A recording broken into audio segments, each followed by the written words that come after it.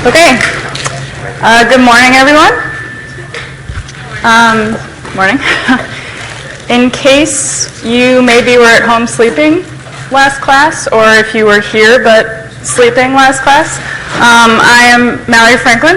I am a PhD candidate in Dr. Moshik's lab, and I will be guiding you through these lectures today. So, we're going to start talking about mineral bioavailability. So, as you guys know, if you consume a certain amount of minerals, it doesn't mean that you're going to absorb all of it. That's bioavailability. And there's a lot of things that can impact the bioavailability of specific minerals. So we're going to go over a couple of those factors. So for starters, intake of other minerals can affect the absorption of other minerals. So an example of this is zinc and copper. So zinc has a 2+ charge, and copper has a 2+ charge, and their absorption in the intestine are through a very similar mechanism. So if you're consuming both of them at the same time, they're going to compete for that absorption, and you're not going to absorb as much of each individual one as you would if you were consuming only zinc or only copper. Another factor is phytic acid. So phytic acid is actually a plant fiber. It's found primarily in like the bran of grain, so like wheat bran. So when you eat whole grain or whole wheat bread that has the bran to it, there's a lot of minerals like magnesium and zinc, but they're bound to this phytic acid. And because they're bound, your body can't absorb them. But luckily, when you make bread, you use yeast to leaven it, right? And yeast actually has an enzyme called phytase that's going to break down this plant fiber, this phytic acid, and release those minerals so that your body can more readily absorb them. So leavened breads. Some more factors. Jonathan talked about this a little bit yesterday, but oxalic acid. It's found in green leafy vegetables. So most of you don't know this, but spinach actually has a very high amount of calcium in it, but you never have a cow telling you to eat more spinach to get your calcium because it's not bioavailable. So only about 5 to 10% of the calcium in spinach is absorbed by your body because it's bound to oxalic acid. Polyphenols, also found in a lot of plant compounds. You might have heard of polyphenols when people talk about antioxidants. They're good for you, so don't shy away because they interact with minerals, but they do reduce the absorption. So an example of this is actually the polyphenol found in green tea. It's called EGCG. You might have heard of it. People are really excited about it, and its role in breast cancer right now. But if you are drinking green tea and eating foods with iron in it, what happens is the iron gets into your mucosal cells, so those cells that line your intestine, but the EGCG interacts with it in that cell and prevents it from going into your bloodstream. So we all know that your intestinal cells turn over pretty rapidly, so those cells are going to be shed off and that iron is going to be lost. And on the flip side of this, there's actually vitamins that help the absorption. So a classic example of this is vitamin D. I'm sure most of you know this. Foods that are high in calcium, like milk, they also get fortified or have vitamin D in there to help with the absorption of that calcium. Another example is iron and vitamin C. So vitamin C helps the absorption of iron. So if you are worried about being anemic and you're looking for iron supplements, make sure you look at the ingredient label and they have ascorbic acid or vitamin C on there because that's really going to help you absorb more of that iron in the mineral, or in the tablet. And lastly, so not all mineral supplements are created equally. And what I mean by this is you go to GNC, which I actually hope you don't because I don't really have that great a product. But anyway, you go and you're looking for a calcium supplement. But calcium comes in several different forms. It comes as calcium carbonate, calcium citrate or calcium lactate. So calcium needs acidic conditions to be properly absorbed. So if you're going to consume your calcium supplement as calcium carbonate, carbonate is basic, it's alkaline, and it's going to increase the pH in your stomach, and it's going to affect the absorption of that calcium. So calcium carbonate is actually Tums. People take Tums because they have upset stomach, too acidic, indigestion. But you're also getting a source of calcium from that, but because it's alkaline, you're not going to absorb as much. There's also calcium citrate. Citrate is acidic, so it should help with the absorption of calcium, but the bond between the citrate and the calcium is quite strong that you don't get as much free calcium to absorb as you would in calcium carbonate. So people say if you're going to take calcium citrate, you actually have to increase your dose so that you get more of it. And that's the same with calcium lactate. You get very little elemental calcium in those pills, so usually you have to take a little bit more of them. So not all supplements are equal. Okay, so the abundance of these minerals in your body. You can see that on the left-hand side you have your major minerals: calcium, phosphorus, magnesium, sulfur, sodium, potassium. Did I miss one? Why do you guys think that calcium is the most abundant? Why does that make sense? Yeah?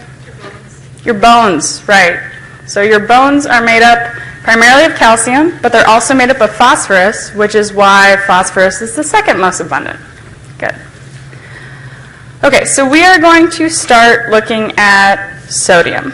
So most of the sodium that we consume is in the form of sodium chloride, which is your classic table salt. The adequate intake for anyone under the age of 50 is very low. It's 1,500 milligrams. And as you get older, that decreases. But your daily value, so that percent that you see on a food label, is based off of 2,400 milligrams a day, while the upper limit is actually 2,300 milligrams a day. So this is a fun little picture that your professor put up here. I don't know how many of you were in chemistry, but you know that salt, the reason we put it on the roads is because it's freezing point depression and it causes water to melt. So this poor snowman thought he'd enjoy his daiquiri or whatever, but instead got a melted head. Okay. So one thing I want to point out, as you probably have noticed, the daily value of 2,400 milligrams is higher than the upper limit of 2,300 milligrams. So really the daily value should be considered your upper limit. So if you are very conscious about your sodium intake and you're calculating on a daily basis, I've had 8% in this, I'm going to have 20% in this. If you're going to 100%, you're actually surpassing your upper limit. So you should really shoot for more like 80, 90% of your daily value when it comes to sodium to be on the healthier side. So where does most of our sodium come? Yeah? Why would they make the daily value so high? Yeah. So that's a great question. And I asked Dr. Mashik about this too, and we were both a little bit confused, to be honest. But I think it's how they calculate the daily value. It's based more off of what the general population... Yeah, Doug. Oh, sorry. She was asking why they would make the daily value higher than the upper limit. So your daily value is more based on what the general population is consuming. So they took a rough estimate of what you would get in a normal, typical diet, and that's where they come up with that number. When on a health standpoint, it should be a lot lower than that, or at least, 100 milligrams less than that. But that's still the upper limit, so you want to be lower than that. And I guess the reason that occurs is because we have so much processed food in our diets. So as you can see in this pie chart here, most of the sodium we get comes from foods in a restaurant or from processed packaged foods. So there's very little that actually come in natural form. So if you're eating fruits and vegetables, you're getting minimal amounts of sodium from those foods. I think the only one on this list is sweet corn, which it's not a very good vegetable for you. It's a lot of carbohydrates. But also you can add sodium to your diet by salting your food. And then home cooking. So if you're making a soup or cookies, you're always adding a little bit of salt because salt enhances flavor. So people are really concerned about sodium, and so I work at the Mill City Farmers Market, and we have chefs that do demos of how to cook the local produce that we're selling. And every time they add salt, they always say, don't be afraid to use salt, because if you're cooking at home, you're already consuming a lot less salt than you would be if you're buying a frozen meal or going to a fast food restaurant. So cutting salt in home cooking isn't really necessary as long as you're cooking at home. Does that make sense? Okay. Cool. Okay, so what does sodium do for you in your body? Sodium is important for the absorption of glucose, as well as the absorption of some amino acids. It's essential for muscle contraction and nerve impulses. So this is what I was talking about last time, how the electrolytes in your body facilitate these two electrical activities. And it also plays a role in water balance. So since sodium is an extracellular electrolyte, it can cause you to take on or retain more water, and you get swelling and edema. And I'm sure most of you have experienced this. If you go to takeout Chinese restaurant, and the next day your face feels kind of swollen and your ankles seem... Only me? Is that the only one that happens to? That's because of monosodium glutamate, or MSG. You guys hear the term MSG in Chinese food, and there's a lot of uproar about its health, and it causes some people to have migraines and stuff. Well, MSG is monosodium glutamate. So you're getting a lot of sodium from that. And when you take a large bolus of sodium, which you do when you eat Chinese food because it's really good, you tend to put on water. And that's the swelling that we're talking about. Okay, and then deficiencies. Deficiency is very rare.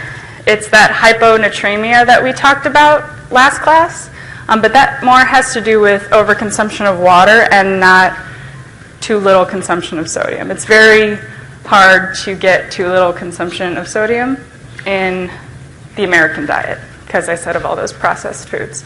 So this pretty much occurs when you are very active and it's 105 degrees outside and you're a Gator on that football team down in Florida or whatever, and you're sweating a lot, so you're losing a lot of sodium, and then to replenish your fluids, you're drinking pure water, right? So that pure water means you're continuing to dilute out the sodium in your blood, and you can get this. That's why they invented Gatorade, which has electrolytes in it. One of the major electrolytes is sodium. So that product is primarily for athletes who are in intense heat. It's not a beverage that you're supposed to be drinking with your lunch. So keep that in mind.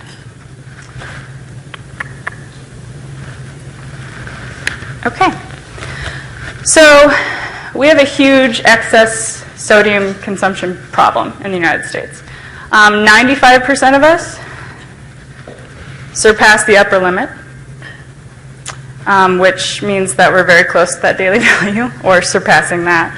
And this increases your risk of heart disease, as well as hypertension, stroke, as well, and kidney stones.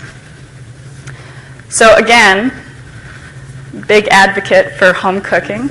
And I know that's hard for most of you because you probably live in a dorm and the kitchen has utensils that are either melting or from the 60s or something. But the more you can do to prepare your own foods, the more of an impact you're going to have on your own health and America's status of being sodium overconsumers.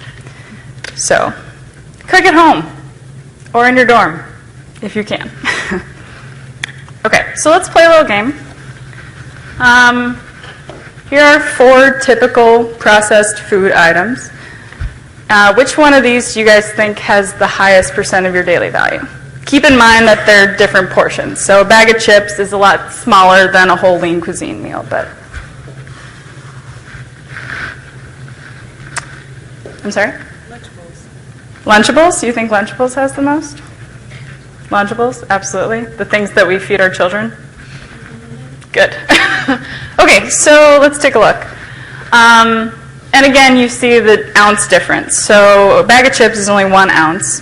The lean cuisine is about 10.5. Your Lunchables is about 4.5. And then your Wendy's BLT Cobb salad is 15 ounces.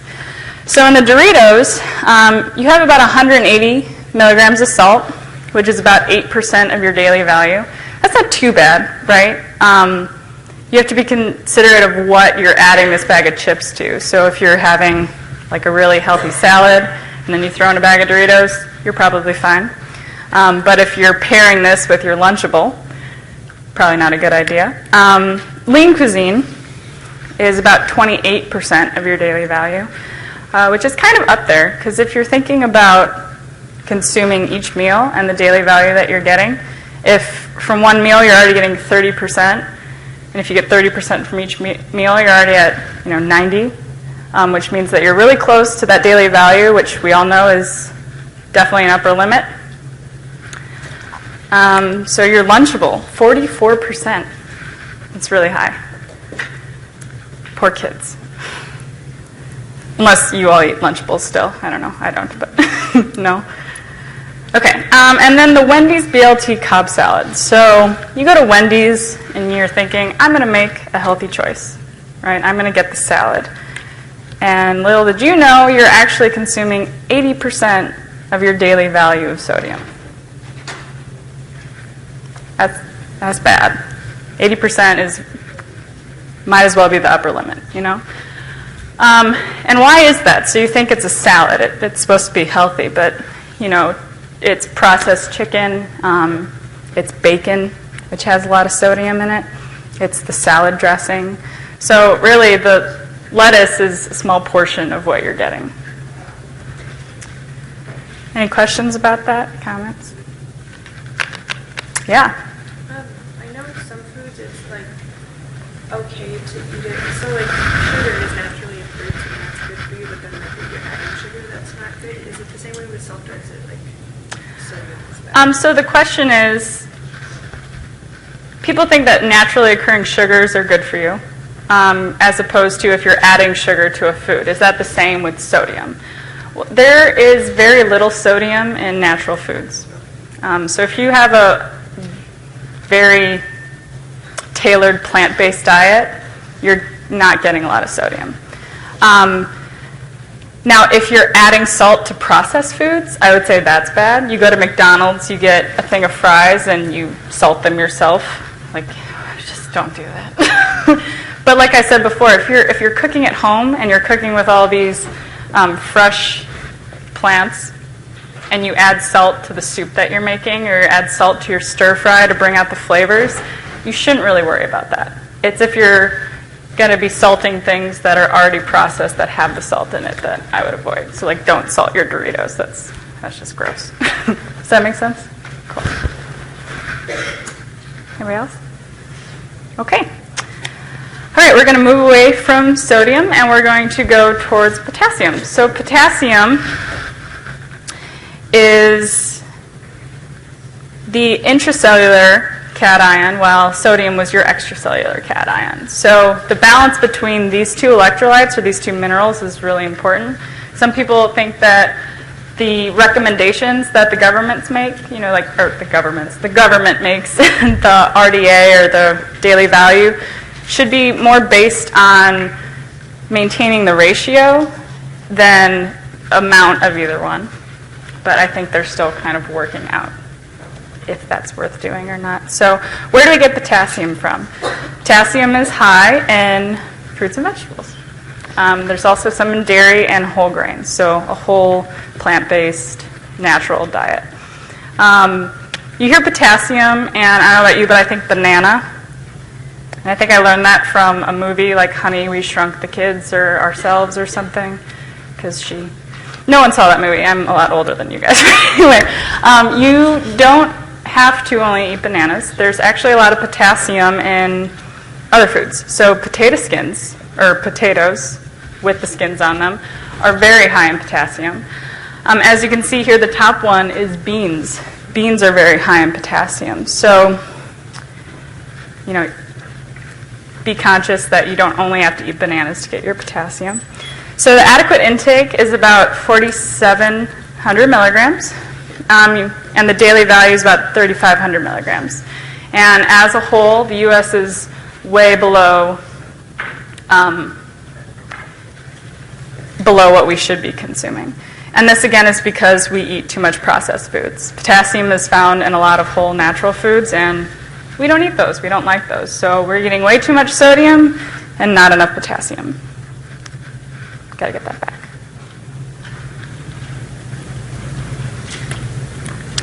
Okay, so what does potassium do in your body?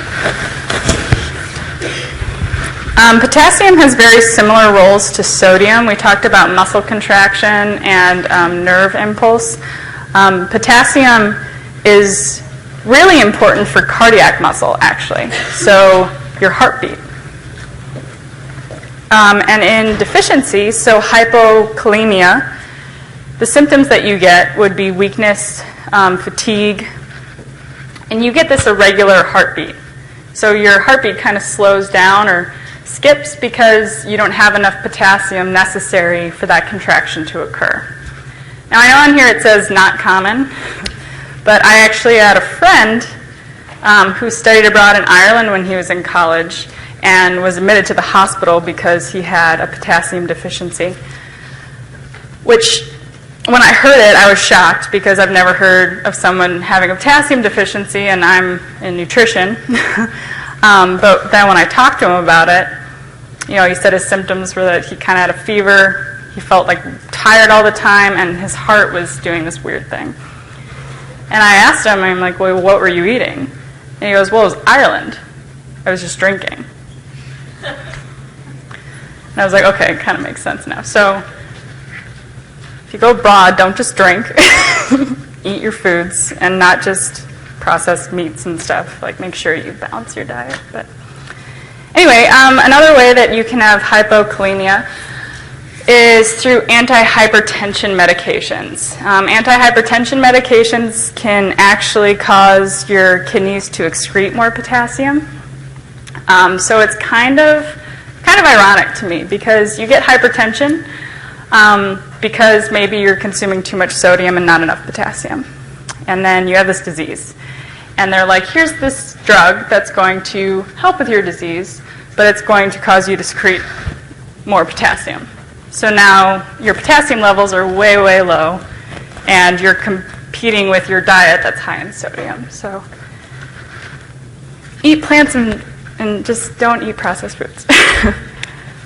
Okay, and then lastly, there's no set upper limit, but you can get hyperkalemia, hyper meaning too much. And if you have too much potassium, it actually can cause heart fluttering. So remember, potassium is really important for cardiac muscle function. And if you have too much potassium, they can be overstimulated. This can actually lead to your heart completely stopping, and you can get a heart attack. All right, so we are going to pause for a quick question of the day. So it says, my chiropractor told me I shouldn't drink Dasani water because the added salts are unnecessary. Do you have anything to comment on this? Is there a benefit to having purified water? So I wish Jonathan was here, your previous lecture, because he is a chiropractor. But chiropractors and even MDs don't really get that much nutritional education. They're more worried about the other things that I know nothing about. So if you're getting nutrition advice from your doctor or your chiropractor, pun intended, take it with a grain of salt. Or really just, double check and make sure that the information you're getting is correct. So We use the word salt primarily to describe table salt, or sodium chloride. But salts are any ionic compound. So magnesium chloride, potassium chloride, these are still considered salts, just not in the classic sense that we use the word. So yes, Dasani water actually has salts in it. But if you blow up the food label, first ingredient is purified water. So is there a benefit to drinking purified water? Well, you are. But also there's magnesium sulfate, potassium chloride, and then salt, which in this context it's sodium chloride. And it says under the asterisk, it adds a negligible amount of sodium.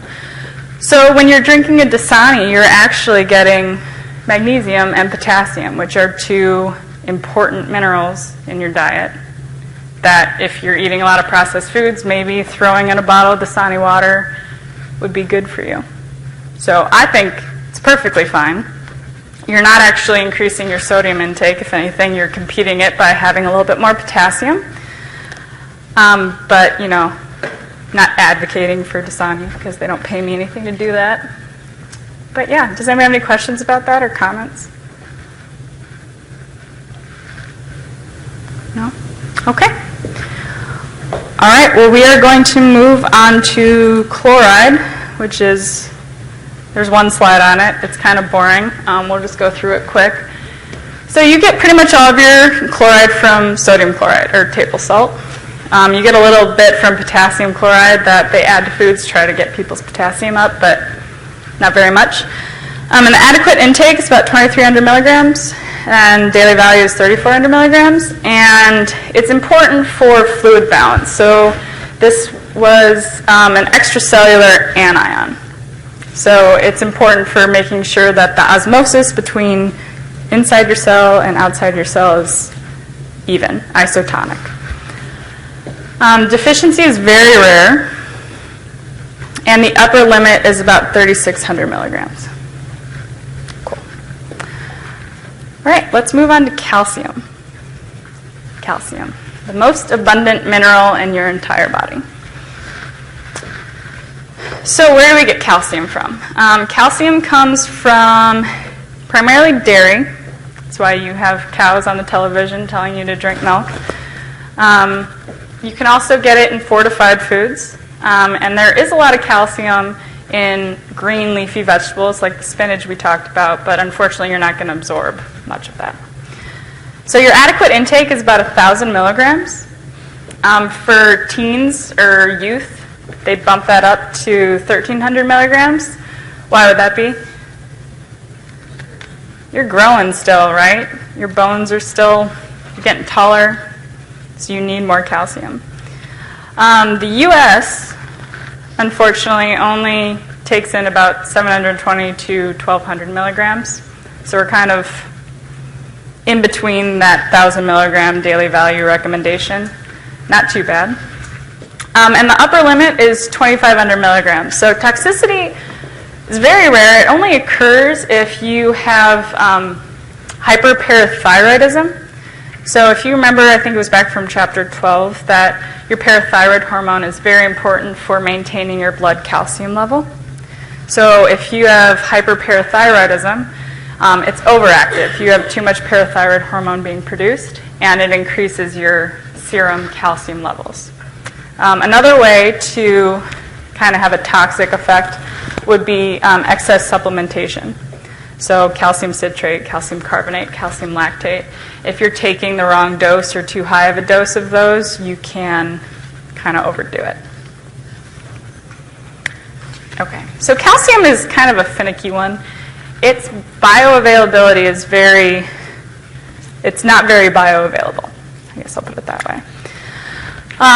It varies depending on the food that the calcium contains. So I was telling you that milk is a better source than spinach because spinach has oxalic acid in it, and that binds the calcium and inhibits its absorption. If you consume foods with calcium with other foods, it actually increases the absorption of that calcium. And as you get older, your absorption of calcium decreases. So this picture is in your textbook if you have it. If not, that's okay because I really didn't like it. I didn't think they did a good job explaining what the purpose of this graph was. So the blue arrow on top is showing you the percent bioavailable within those foods. So when you start on this side, you see spinach. Okay, 240 milligrams per cup. That's actually a lot of calcium. Okay, but if you're only consuming about 5 to 10% of it, you're really only going to get 12 milligrams, which is very little. Okay. Pinto beans only has about 75 milligrams per cup. That's not very good, but since only 25% of it gets absorbed, that's only about 19 milligrams. So again, not a very good source. So milk has 300 milligrams per cup. Okay, that's a lot, right? And then, unfortunately, only about 32% of that gets absorbed. So you might think it's not a good source, but that gives you 90 milligrams. So as you go towards foods that have a higher absorption rate, the calcium concentration in that food goes down. So bok choy and cauliflower, 40 milligrams per cup, 24 milligrams per cup. That's not a lot of calcium, but a lot more of it is absorbed than any of these other foods, but you're still getting only between 15 and 20 milligrams. Yep? It's the amount that's like on the food label, the amount that you can absorb, or just the amount in general? So the daily value for calcium, I think it's just the amount that's in the food. Yeah, it's just the amount that's in the food. So the question, is the daily value on the food label the taking into account the portion of it that you're going to absorb? And the answer is no. So the daily value is only the amount that is in the food and not based on its bioavailability. Because it varies a lot with people, so it's hard to calculate, and it varies like if you drink milk with dinner, you're consuming other food, and that helps with its absorption as well. So back to, the reason it absorbs better with food intake. So when you eat, your stomach secretes acid, right? And I told you that calcium gets absorbed best in acidic conditions. So if you drink a glass of milk, there's not many calories in that. There's not a lot to it. So your stomach isn't going to secrete as much acid as if you're eating a whole meal. So that pH difference is really why eating with other foods, you help absorption. So the point here is that even though the bioavailability of calcium in milk is like 30%, it's still the best source out of all these other ones. So that's why there's cows on television telling you to drink their milk. Okay, so blood calcium is very tightly regulated. It's regulated, again, by parathyroid hormone, like I told you, as well as vitamin D. Both of those increase your blood calcium levels. And then calcitonin decreases your blood calcium level.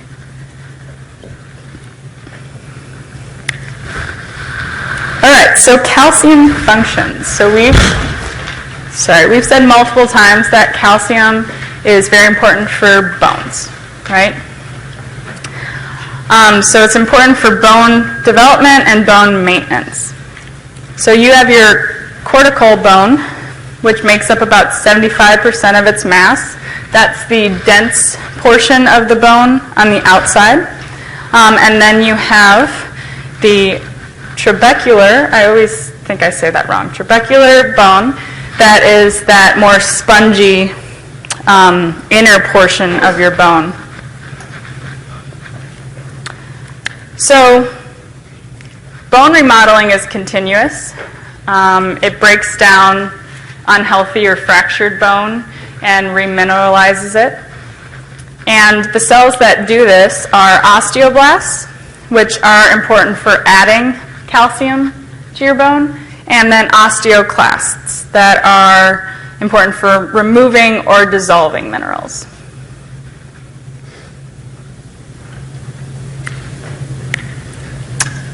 Okay, So we're going to have a little in-class assignment. So I'm going to ask you to draw a picture. Please don't write a paragraph, just draw a picture. Jonathan will be very mad if he has to grade paragraphs from you guys. And I want you to include parathyroid hormone, osteoblasts, osteoclasts, calcium, bone, and blood vessels, and explain to me how low calcium in the blood affects parathyroid hormone, and how parathyroid hormone would affect osteoclasts and osteoblasts, or at least how you'd think, and then how that affects blood calcium and bone mineralization. So I hear you ripping paper, but I have no cards. So put your name on it. Do you mind passing some of those back? Just pass them.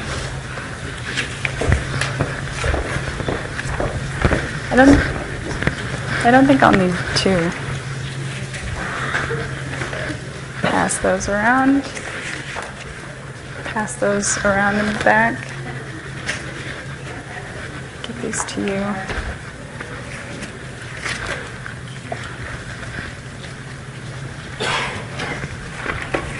So I think we're good.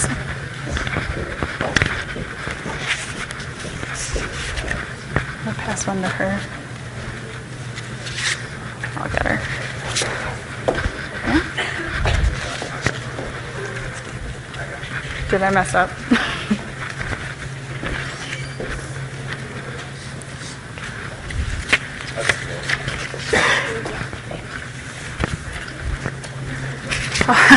Hi guys.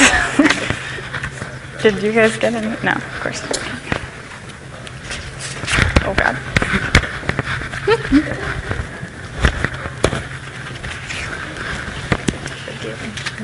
Okay. Oh.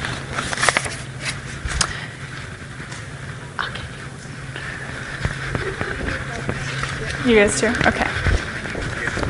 Everyone? All right. Well, I underestimated the number of you. There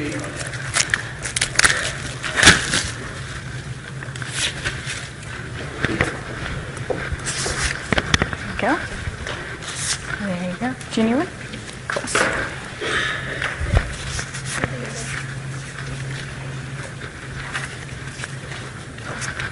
Anybody else?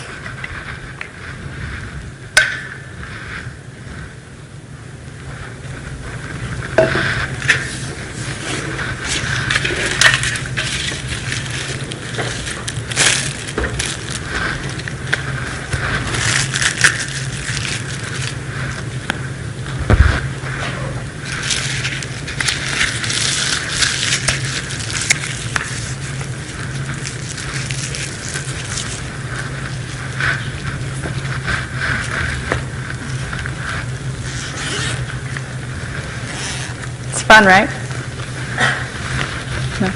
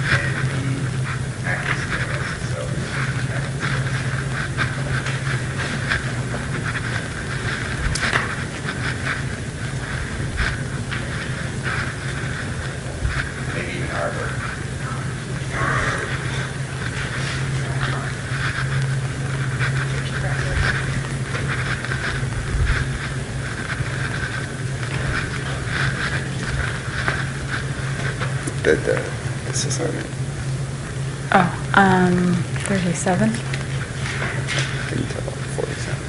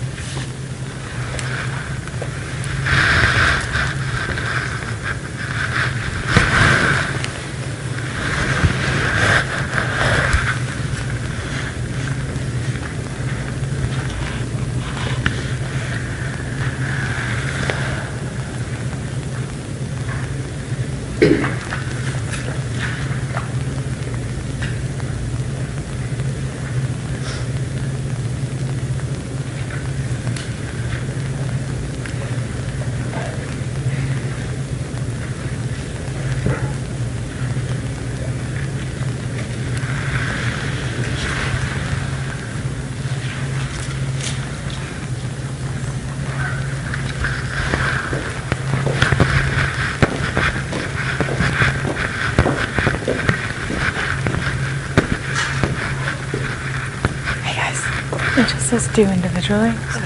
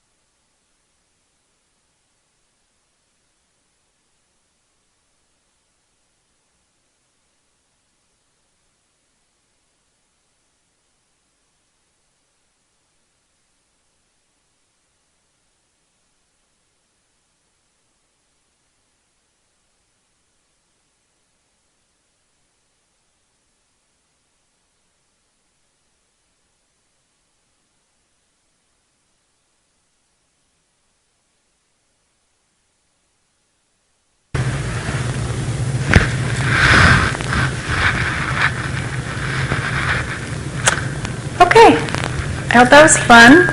If you guys don't mind passing the note cards to either aisle, Dr. Mashek and I will sweep through and pick them up. Thank you very much.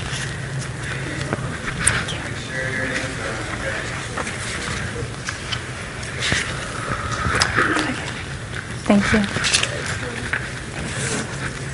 Awesome.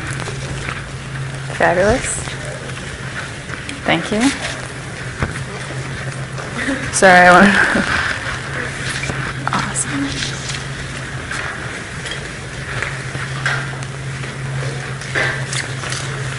Thanks, guys. The result was, and like drew a picture of a bone. Thank you. Thanks. Thanks. Awesome. Fabulous. Thank you. Thanks. Did I get yours? Cool.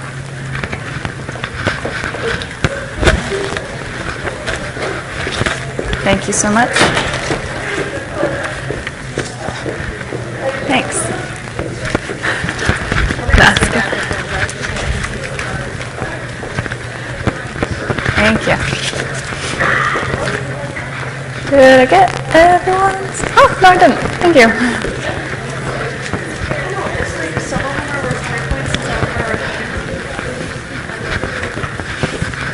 All right. Thanks, guys. I will go over the answer to this next class. So come so you get to learn. Stay tuned. So let's move on. So calcium, other than being involved in bone, is also important for these other functions. So blood clotting, muscle contraction, a couple enzyme activities, but also nerve impulses. So this is what I was talking about Tuesday, that these minerals or electrolytes are really important for your nerve function. So here we have a pretty complex picture of a nerve. The yellow is a nerve cell.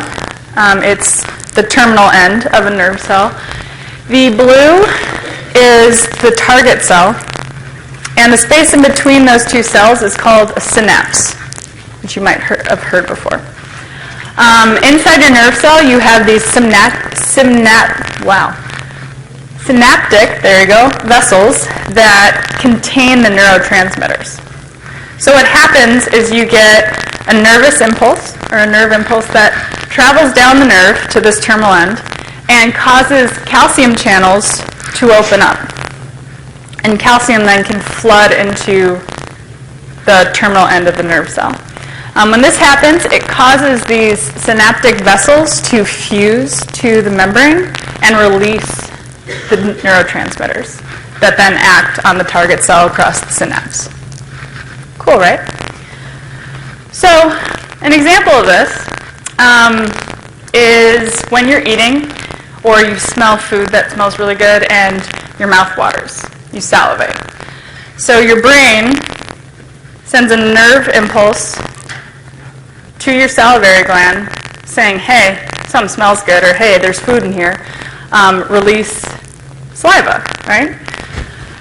So a friend of mine actually broke his jaw, and because he broke his jaw, the nerves in his face were severed, and when they healed, they reattached to his sweat glands. So now, anytime that he smells food that's good or he's eating something, his brain, that would normally tell his salivary glands to secrete saliva, now tells sweat glands to release sweat. So the side of his face sweats every time he eats. And that wouldn't be possible without calcium. So calcium, nerve impulse, my friend whose face sweats when he eats. It's kind of fun. Okay. So calcium balance. I told you that 1,000 milligrams a day is the adequate intake, right? So of that 1,000 milligrams you consume, you're not going to absorb all of it. We talked about a reason why. The bioavailability in the food, the acidity of your stomach. So you're going to lose about 700 milligrams that just doesn't get absorbed. And then on top of that, there's another 160 milligrams that does get taken into your epithelial cells, those cells that line your intestinal wall, but don't make it to the blood because those cells get sloughed off before it can get transported. So this brings you down to, what, 140 milligrams? So you have 140 milligrams that you actually absorb. And did I have the math right? Anyway, and then your sweat, you can lose some through sweat, and you also lose some through urine. So the whole point of your daily intake of calcium is to maintain your blood calcium levels so that your bone doesn't have to. Okay? So if you don't take in enough calcium, your bones start sacrificing calcium to maintain your blood calcium levels. So that 1,000 milligrams a day really doesn't add anything to your bones. It just protects your bones. Does that make sense? So why is it important to protect our bones? If we don't, we get things like osteopenia and osteoporosis, which are both symptoms or diseases due to demineralization of bone. So you've probably seen little old ladies that have this hunchback to them. That's called kyphosis, or the Dowager's hump. I said that really nicely. This is because as you lose mineral density, your bone actually fractures and compresses, and you lose height. So you know, your mom used to be taller than you, but now that she's like 50 or 60, she's shrunk a little bit. That's because she's losing mineral density, and her spinal cord is compressing. And if this gets bad enough, it actually causes your spine to curve and bulge out, which is what you're seeing here. So the best way to diagnose osteoporosis or osteopenia is through a DEXA scan that scans the density of your bones, because it's very hard to take a blood sample to test it because your blood calcium levels are so regulated and constant. And you also can't really take a bone biopsy to test this. So as you can see in this picture, normal bone, very dense, but when you have osteoporosis, you get these giant gaps. So the integrity of that it's a lot weaker, which is why there's risk for fracture, compression, you get the bulge, all those things. So a DEXA scan looks something like this. It really just measures the density of your bone. They can do it in several different places, and usually if you do it in one location, it's a predictor of your overall bone health, so they don't have to really do a full body scan. Sometimes they just do your arm or your hip. But to prevent this, it's important that we consume bone-building nutrients. So vitamin D helps the absorption of calcium. Calcium itself and phosphorus are both parts of your bone matrix.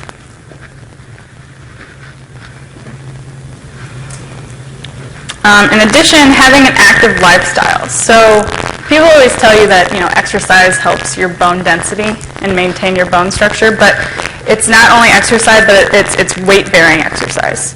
So doing squats or lifting weights, things that actually put pressure on your bone, help maintain its integrity over the time. And then there are a few drug therapies that are possible. So it's really important that in your early years, birth to about 30, you get your adequate calcium intake. Because once you surpass your growth stage, really after that you're just maintaining the bone that you have. So if you're a healthy individual and you're like, I get my calcium in this chewable every day, or I always take Tums because my stomach gets upset all the time or something, you're going to be this green line. So your bone density and mineral density is going to be really high, so that by the time you're 30, you've built a solid foundation. And as you're trying to maintain your bone, you're still going to lose some as you get older, but you're not going to fall into osteopenia or osteoporosis. On the flip side, if you're 25 and studying abroad in Ireland and only drinking beer, you're not going to be adequately growing your bone. So you're going to start off lower And as you deplete more, you're going to be at risk. So if you're 45 or 50, there's really nothing you can do to increase your bone density. You're just trying to maintain what you have. That's why it is so utterly important that you get the adequate intake every day. And not only that, I mean, you saw teens, people that are growing still, you want more than that. You want 1,300 milligrams. Cool? Scary? Kinda. Okay, so we're going to move on to phosphorus. Phosphorus is the other mineral that is found in your bone. And you can get this from milk as well. Milk products such as cheese, as well as meats and bakery products. So when I saw this, I thought it was kind of funny that there was a stack of pancakes. And they're like, yeah, you get your phosphorus from pancakes. And then I was like, why would that be? That doesn't make any sense to me. So actually, baking powder, so things that you use to leaven, baking powder, baking soda, has calcium phosphate in it. Calcium phosphate is phosphate. So when you make muffins or cookies or pancakes, you're actually giving yourself a pretty good dose of phosphate. That's why I had pancakes this morning, and I smell like pancakes right now, but that's fine. So the average intake is about 950 milligrams to 1650 milligrams.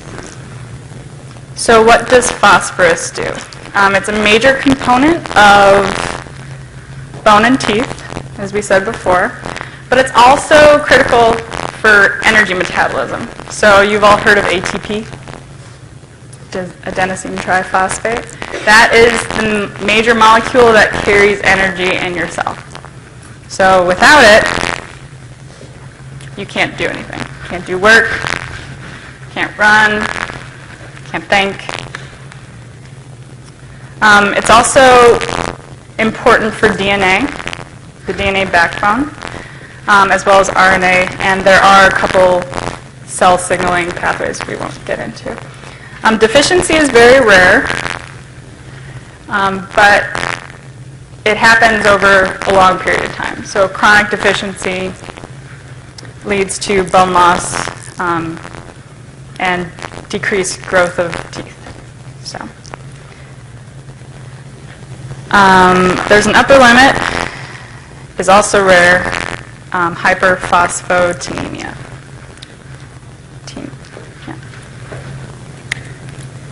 Okay, so real quick, second question of the day. Is there any legitimate benefits to eating a daily morsel of dark chocolate? It seems like I hear about it a lot in the news. I'm sure you've all heard this, right? But they're like, breaking news, dark chocolate's going to save your life. I don't think that's entirely true. So the reason dark chocolate gets such hype is because there are those polyphenols we talked about in it. Polyphenols are antioxidants. Antioxidants reduce oxidative stress in your body and make your cells happy. Okay? That being said, not all chocolate is equal. And on top of that, polyphenols are in a lot of foods. So chocolate isn't necessarily the only source of it. The reason people like to say it's a really good source is, I think, for marketing schemes. You know, Hershey's really wants you to buy that chocolate. So if people tell you it's good for you, you're going to probably eat more of it. But like I said, they have polyphenols that function as antioxidants. But unfortunately, when you process chocolate, there's something called alkalizing that actually degrades about 70% of those polyphenols. So really the chocolate that they're talking about is the chocolate that's been minimally processed. So anything that says 70% cocoa solids or more has higher polyphenol content than any milk chocolate or more processed dark chocolates. So if you're going to the grocery store and you're like, you know what, it sounds good, it'll be my dessert tonight, just a little square though. I'm going to go ahead and get myself some dark chocolate. Look for things that are 70% or more. Otherwise, you're just eating candy. And no one should do that. Okay. Any questions about that? Okay. So magnesium. Magnesium is found in plants. It's also in hard water, or Dasani, as we learned earlier, and milk and meat. So the U.S. average intake is about 80% of the RDA. But magnesium is actually a part of chlorophyll. So we all know that chlorophyll is the reason that the plants that you eat, so broccoli, peas, other green things, spinach, are green. So this picture, or this molecule right here is kind of intense, I know, I apologize, but if you look right in the middle, that's magnesium. Okay, so every time you're eating something that's green, you're thinking, oh yeah, I'm eating magnesium, this is really great. The cool thing about magnesium is it is a pigment, okay, it's a color, and that color can be changed by acids and bases. So if you're cooking with an acid, you're actually going to change the color of your food. So acidic conditions cause this magnesium to change charge and become more of a dark olive green color. If you're cooking in basic conditions, it actually becomes this really bright Kelly green. It's really cool. I TA'd for the science of food and cooking. I don't know if you guys have heard of that course, but we do a lab where we specifically change the color of peas and broccoli. It's a lot of fun. So that's why when you buy canned vegetables, the canning process is really acidic, and you get this ugly like olive green color to your peas that are normally bright. Cool? Not cool? Oh, it's cool. Okay. So you only absorb about 40 to 60% of the magnesium. It actually increases with low magnesium intake, which is odd. But the less that you're consuming at a time, the more you're going to absorb, as opposed to if you really slam your system with it, it's going to back off. It's vital for a wide range of biochemical and physical processes that we're not going to get into. In deficiencies, you also get an irregular heartbeat, weakness, and muscle spasms. And it could potentially increase your risk of osteoporosis. So we're already at risk of osteoporosis if we don't consume enough calcium in our younger years. So don't let magnesium get in the way of that. And the reason for that is that it actually can reduce vitamin D's activity if you have too low of a magnesium status. So the upper limit is about 350 milligrams per day. And this is pretty much because people over-supplement. You can't really do that if you eat food. So. Okay, sulfur. Sulfur is the last major mineral we are going to talk about today. Yay. There's no adequate intake or upper limit, but sulfur is important for, it's part of certain vitamins. It's important for amino acids, and it stabilizes protein structure. So the amino acid cysteine has a sulfur in it. Okay? And you probably remember from high school or any basic biology course you've taken, protein in your body, it starts off as a string of amino acids. So it's a peptide chain, right? That's your primary structure. Your secondary structure is when that protein folds and interacts with itself. So sulfur is important for that secondary structure, that fold, and it actually forms these sulfhydryl disulfur linkages, as you can see right here, that help stabilize the structure. So another example of this is gluten in bread.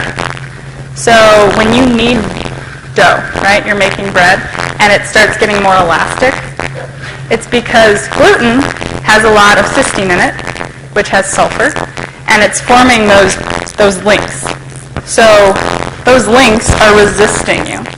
So every time you are kneading your dough or you're trying to make a pizza and you push it out and it just comes back together, It's because these sulfur links are trying to keep, they're keeping the protein structure together.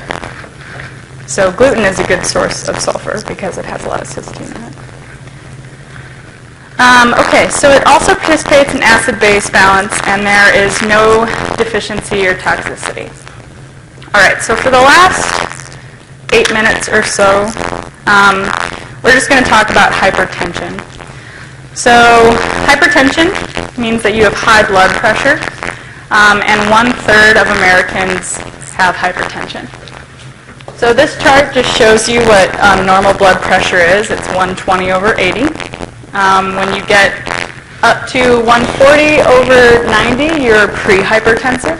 And then anything above that, you're going to be stage 1 or stage 2. So the cause of hypertension isn't fully understood, but there are identified risk factors for it. So age is definitely a risk factor for hypertension. The older you are, the more at risk you are for getting it. Race. So African Americans, because of their genetics, have a higher risk. Obesity. Diabetes. And then as well as salt intake for some people.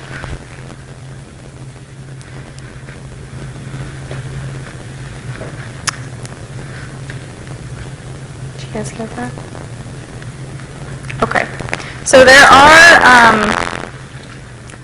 lifestyle modifications that try to compete with high blood pressure.